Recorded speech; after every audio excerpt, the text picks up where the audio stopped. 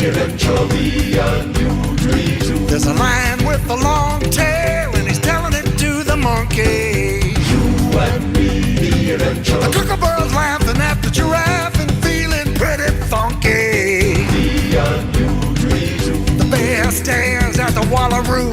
Hey, wouldn't you do that too? It's all happening at the zoo. You and me eventually a new dream too. My name is Ann Knutson, and I'm a bird keeper here at Sedgwick County Zoo. And I take care of the penguins 3 days a week. And what I'm going to be doing today is feeding the penguin. This is herring. It's usually the biggest of the fish we have. Then trout is the next one. It's kind of slimy. And this is smelt, the smallest. I'm just getting the ice off of them. Here we go. There we go. And last but not least is capelin. And I feed them 3 times a day normally. The first feeding being the one where they get their meds. They get a multivitamin and a malaria preventative because our penguins are susceptible to avian malaria. The second feeding is just a kind of snack at 3:45, which everyone is invited to come and watch. And I do a little talk about the penguins. And then the last feeding of the day is actually not on exhibit. It's in large holding, where we shift the penguins into at night to reduce their exposure to mosquitoes. And that's actually the biggest meal for the penguins. It's kind of extra motivation for them to get inside since it is so important.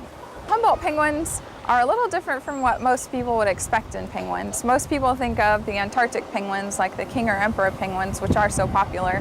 But the Humboldt penguins are found in Chile and Peru in a climate that's much the same to San Diego, so pretty warm for what people would imagine with a penguin.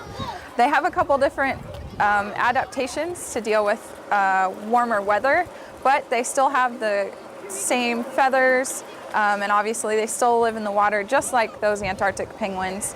But if you come here, you'll notice they have flesh showing on their face or skin, and that allows them to cool down on hot days. And the fact that they're smaller also kind of shows that they're from a warmer climate as well. And most people think that the warmer penguins, like the Humboldt penguins, are the minority as far as penguins are concerned.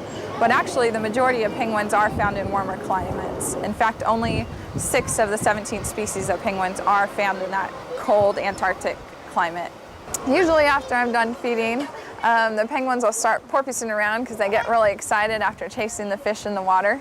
And porpoising is just their way of being able to swim very fast without stopping. So in the wild, they use that to get away from predators.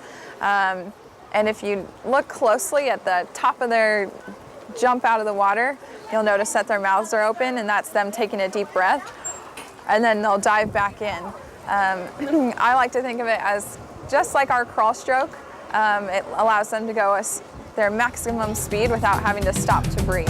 It's all happening at the zoo, the Sedgwick County Zoo. You and me eventually a new dream too. You and me eventually